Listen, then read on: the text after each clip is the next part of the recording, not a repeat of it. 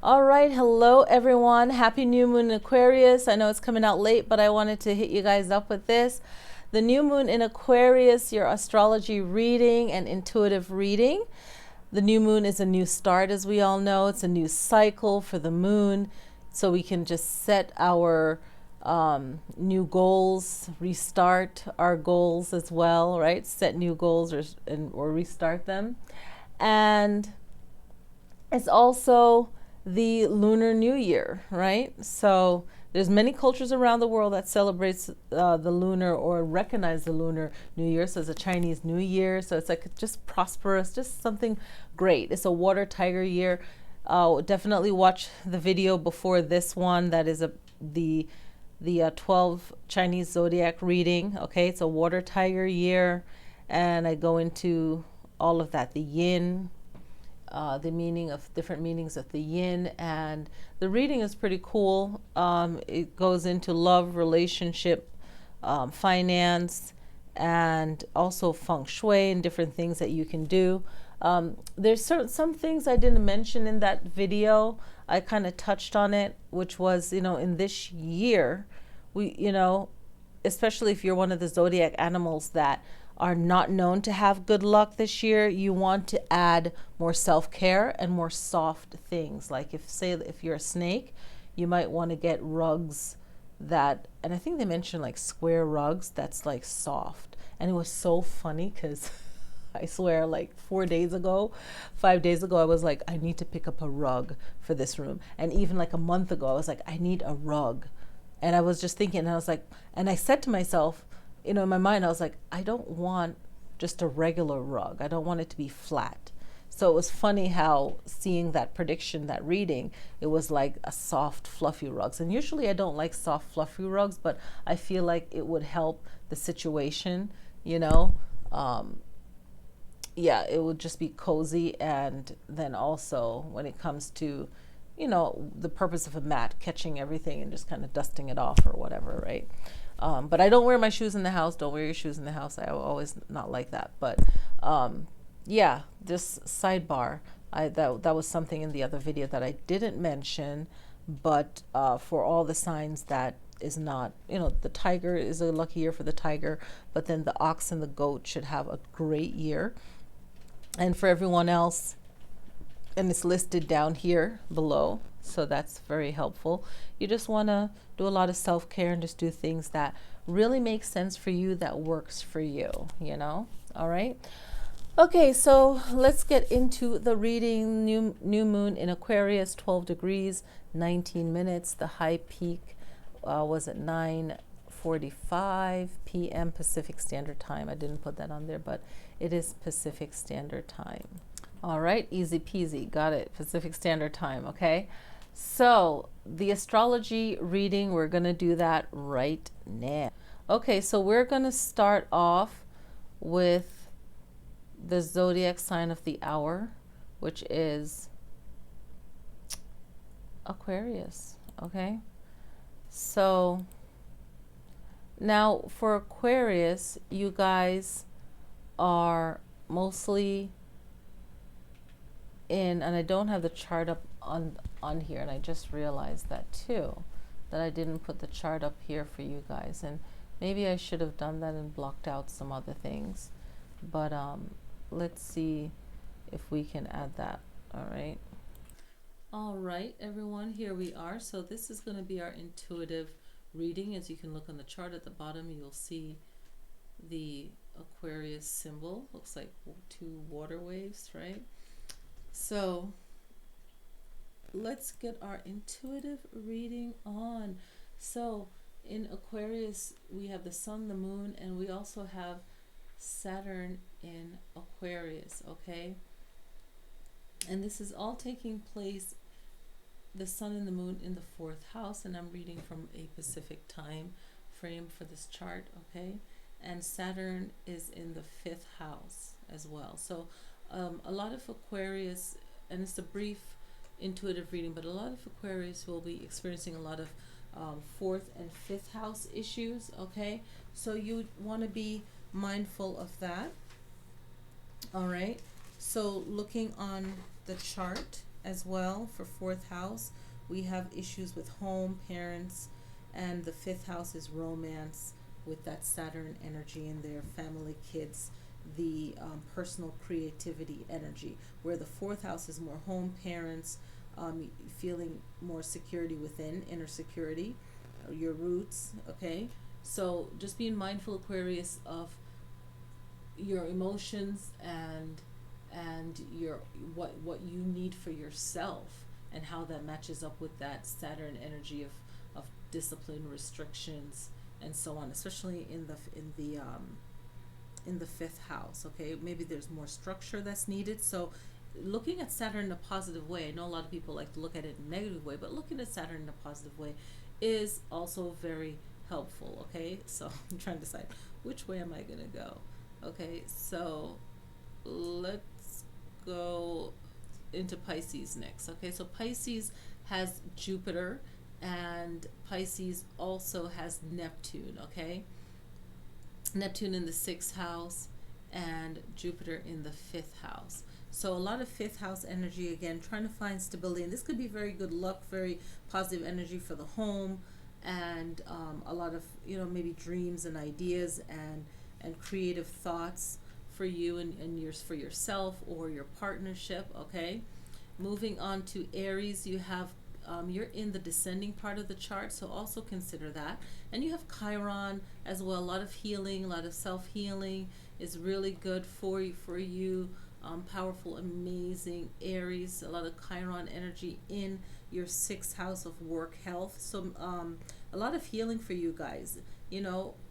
Taking care of yourself. Your work is important. Taking care of your health, your service to others. So some of you might be feeling under the weather. If you are, then that reading is definitely for you. If you're not, then just being mindful of your health and just your daily life and how you serve. It's that I serve energy. Okay, so that was Aries reading. Now you have Taurus. Taurus, you have Uranus. Okay, you definitely have that Uranus energy. All right, so Taurus will be either really expressing, using their fighting against something energy. So make sure that you're using it in a positive way where it doesn't hurt you. Okay, wherever that Uranus energy is, you want to make sure that you're using it and it can benefit you. All right, and woohoo, and let's see, I do believe, let us see, let's bring it back up. I have to take a look at this. Okay, it's catching, right? So then you are in the North Node, right? So you're definitely in the North Node, and this is really important for you, Taurus. Okay, so you definitely have to move towards what is important to you. Okay, so your opposite Scorpio is in the South Node, you are in the North Node, and it's retrograde, and you want to make sure that you're going about moving towards researching what Taurus in the North Node means, right? What's your life goal? What's the purpose, right? But also for anyone that's not a Taurus, what is your North Node? And make sure you're working towards that, because the year that your zodiac sign is in the nodes, it's a powerful year. So you want to make sure you're making corrections and you're really doing what you're supposed to be doing in this life. Okay, very, very important. Okay, so you have those energies, and it's in the 8th house. Okay, so definitely has to do with money, definitely has to do with letting go of what you need to let go of. Everything Scorpio issue, being in your opposite sign's house. Okay, sharing money, resources, other people's money, a regeneration. Okay, sex, death, like letting go, all of that. All right, Gemini, you have that Lilith energy. Okay, you're in the 9th house, you're in your opposite sign's house, you're in Sagittarius's house. So travel. Okay, so for you, this new moon cycle, travel could be coming up for you, Geminis. Any kind of issues regarding law, religion, publishings, anything to do with the ninth house, higher education. Maybe, you know, it doesn't mean you have to be in college, but it could mean that you're just getting more knowledge for yourself and improving yourself, right? A lot of people are switching up. And speaking to Gemini, okay, Gemini, air signs, you know, big on communicating, and especially this is the new moon in Aquarius, and Aquarius is known for networking. And I've never really focused a lot on Aquarius, but I mean, I did a little bit because a relative that was older than me is an Aquarius, and I always thought that that was interesting. And I'm like, you know, just seeing, you know, oh, okay, cool, this is interesting. But then there's a lot of other things that makes up a person's. But Aquarius is all about networking, and Gemini, it's so important to know how to negotiate, and you have that Lilith energy in there, so it's really taking your own personal power, writing your own story, being creative for yourself. I always felt, okay, how am I going to interpret Lilith? But it's really the story of it is writing your own story, having your own personal power. I'll incorporate that with the ninth house of being optimistic about yourself. Looking at things in a mathematical way. You don't have to be excellent at math, but it's just lining things up, and anyone can be, we're all good at that. We're all made up of that kind of math component, if you will, right? There's that energy within us of balance, okay, and things adding up. So it's like really writing your own story, knowing who you are, and being willing to enjoy yourself, enjoy the moment that you have right now, being in the present moment. It's like a lot of things, but Gemini definitely speaking for yourself, but in a very powerful way that's not focusing on the negative, but on the solution and moving forward, like positive energy, right? Okay, Cancer, you're in the MC. So Cancer, you're going to be getting a lot of attention whether you want it or not. Whenever you're in the MC, you always have to make sure that you're on point, okay? And there's no planets here, so it's just full attention, and it's really open for you to do what you need to do. Some of you will have a little bit of ninth house energy, mainly 10th house energy if your career and everything that you want, your status, you know, it's just you really looking at yourself and what you want to achieve and staying focused on that and being a go-getter. But definitely be mindful when the spotlight is on you.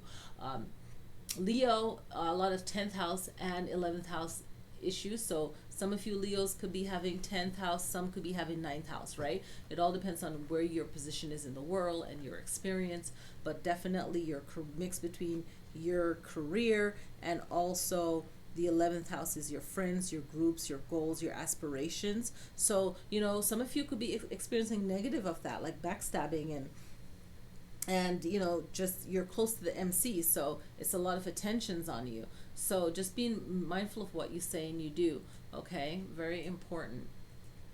Virgo, okay, Virgo, a lot, some 11th house, mostly 12th house issues, okay, especially for the Pacific coast, right? So no planets there, so it's really just, when there's no planets there, you can also look over to your opposite sign, because some of you might be feeling that, or you might be feeling a lot of your, that's for every sign, your opposite sign when you have no planets there, or also your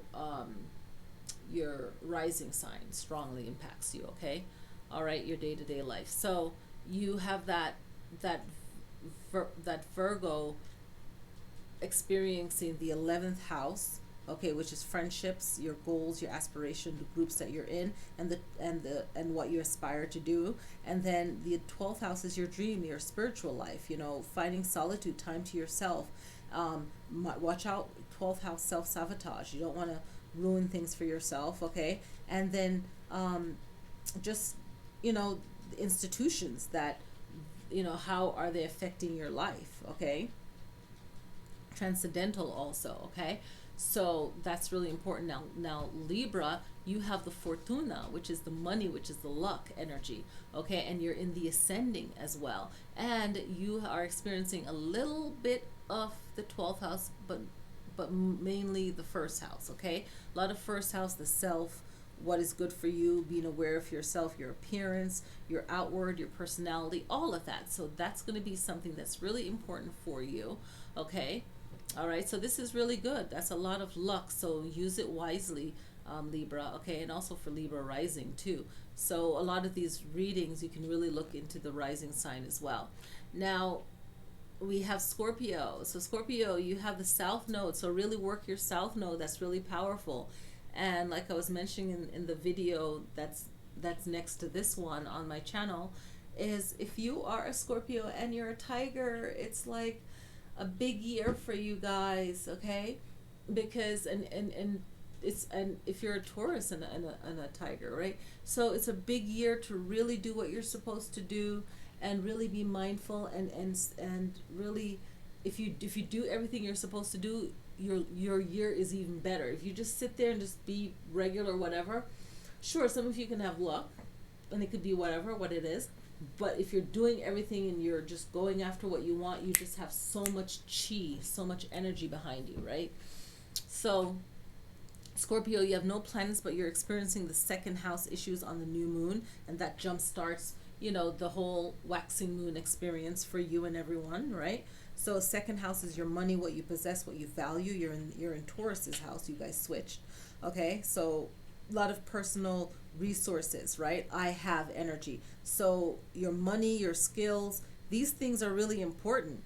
And I'm trying to stress to a lot of my Scorpios and Scorpio risings to really make sure you're doing what you're supposed to do and really check out the South Node. And if you happen to be a Gemini and you were just in the South Node, I believe, then it's, or the North Node, then it's like you experience that. Does that make sense to you guys? So, whatever your sun sign is, which is your birth sign, and then what your rising sign is, if they match up to be, Taurus, Scorpio, or Gemini, Sagittarius, you're having a 2-year experience, and I haven't seen anyone talking about that, but you're having an experience. So definitely do what it is that you need to do. And yeah, the Scorpios are definitely having a strong South Node energy. So your past life, a lot of you can revert to things that you did in your past lives that you're really good at for work to make money.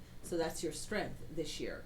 Okay, and skills that come easily to you is very powerful and helpful this year. But also be mindful also if you're North Node, whatever your North Node sign is, very important. Okay, Sagittarius, you're in the 3rd house of Gemini, switching around with your opposite.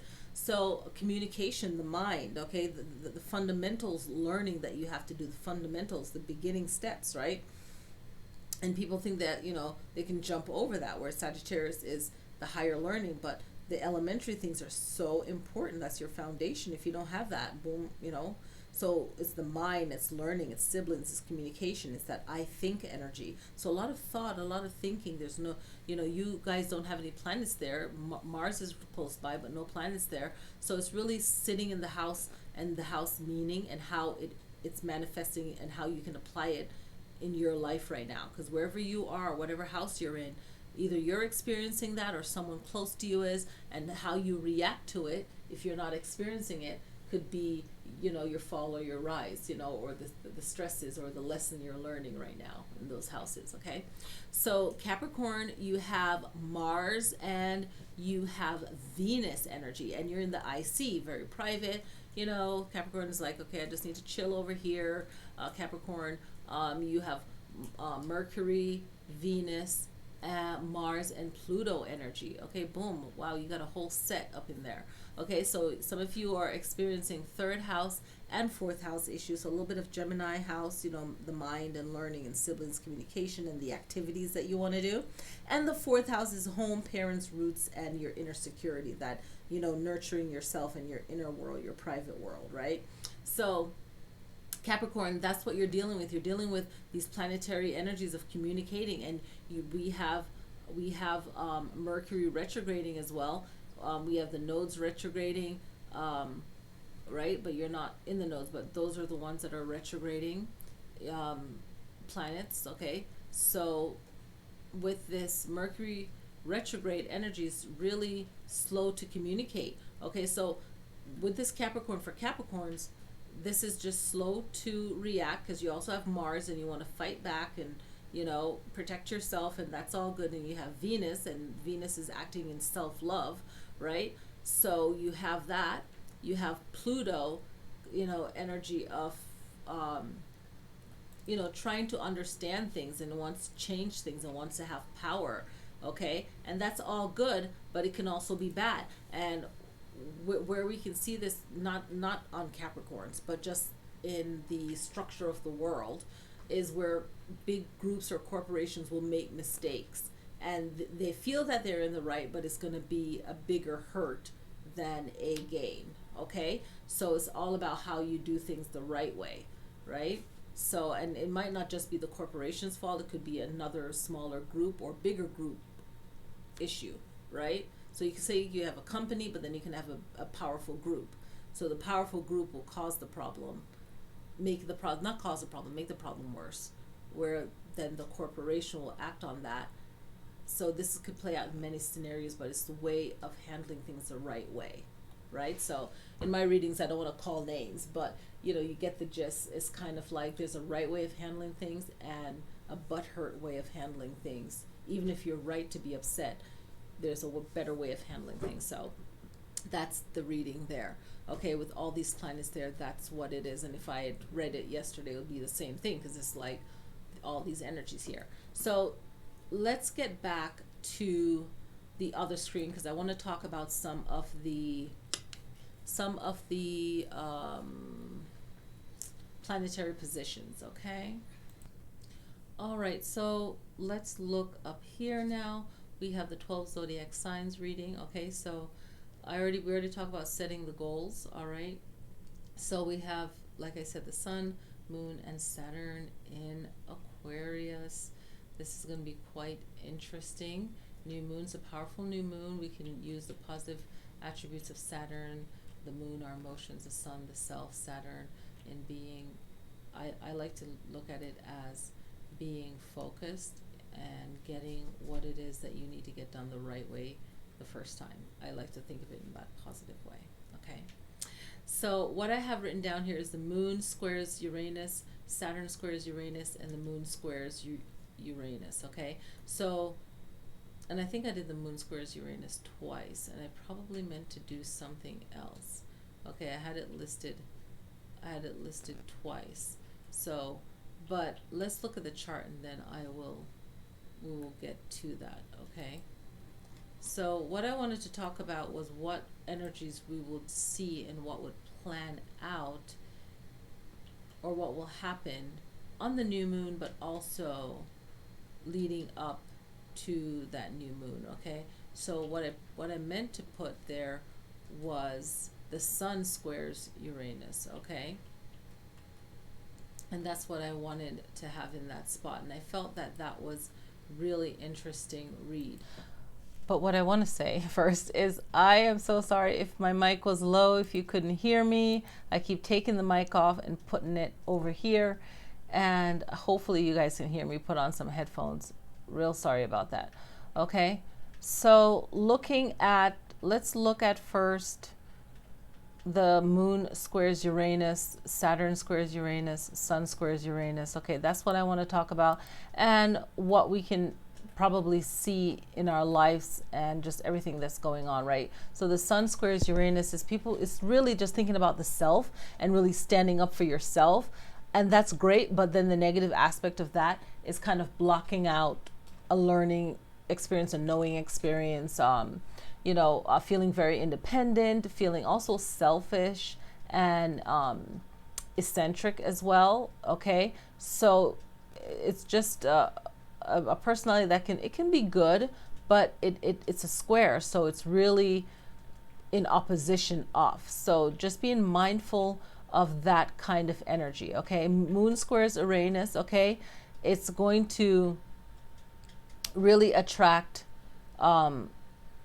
feeling like you're wronged, or feeling the need to do something about it, right? So it's again emotion squaring, fighting against something, a lot of tension, imbalance. So even if it's meant for good, it could be just an off balance experience, okay? Saturn squares Uranus energy, you can experience that, where this aspect, it wants to be responsible, right? Especially for what is the truth or the facts, okay? And sometimes this energy can be chaotic and have no principle at all, okay? So you want to be mindful of that, okay? And they have a sense of a really strong sense of order, and that can be good, but again, it's in opposition of, okay? And it might get too rigid in the way that they're thinking or their logic in things. So you want to be mindful of that. The positive side that I like, okay, and what you can use on the new moon, but also the days after and in the waxing moon days, is to really focus on the Venus energy, okay? I'm loving the Venus energy. I'm loving the sextile, okay? It's like creating a positive experience, a fun experience, you know, having good taste, having the need for, you know, art. A lot of people will be feeling inspired to create things, and it's that Mercury sextiles Neptune energy where you want to really even get into photography and just things that inspire, okay? And you can use that to contradict the squaring energies that I just talked about by speaking up and communicating and really thinking and being intuitive and really helping to bring positive change. So really focusing on that Mercury sextiles Neptune. The Mercury is a communication, even though Mercury is in retrograde, but make sure that you're slow to really think about how you're writing it and how you're saying it, because maybe your first draft is a little bit too spicy, have too much, you know, comeback, you know, words, and then take that out and say, what's the core message that, you know, everyone can hear, right? So that can bring about a more positive communication, okay? The Venus sextiles Jupiter, okay, this is very harmonious as well. It's very kind, and it's well received in a social setting, okay? And the way that you present yourself is going to be very important. Your fashion, okay, your hospitality, being, you know, just being a good host and so on, or just being a good energy to be around, okay? And also this Venus sextile Jupiter can be very good in any kind of arguments or legal dispute, okay? So that's a very powerful energy to connect to. All right. Let's see, what's another one I want to mention? Okay. Okay, so Venus, a trine. Okay, Venus trines Uranus, okay? It's a very harmonious aspect as well, okay? It can be very intuitive, especially when you're dealing with your friends. So use your intuition and know how to speak to your friends, okay? And without neglecting any of their independence, their emotional independence, if you will, okay? And this can be really good to have a long-lasting relationship with people, to really tap into this Venus trines Uranus energy, because, you know, you're just really applying this trine, okay, and finding that angle that will bring harmony, okay, to have a long-lasting relationship, to bring about attractiveness, and sometimes you have to use, I'm not saying you have to be like, you know, extremely sexual and whatever, but just being very feminine and relaxed can really help a situation in your communication, okay? So that's all I have for you guys, okay? So happy new moon. I hope that everyone's enjoying the new moon and the new moon energy, the waxing moon days, and really taking advantage of that. I hope you guys enjoy this video. I don't say it a lot in the video, but do click like and share if you enjoy the video, and I will see you guys next time. All right, happy new year, happy lunar new year, all that good stuff. All right, I'll see you guys next time. Peace.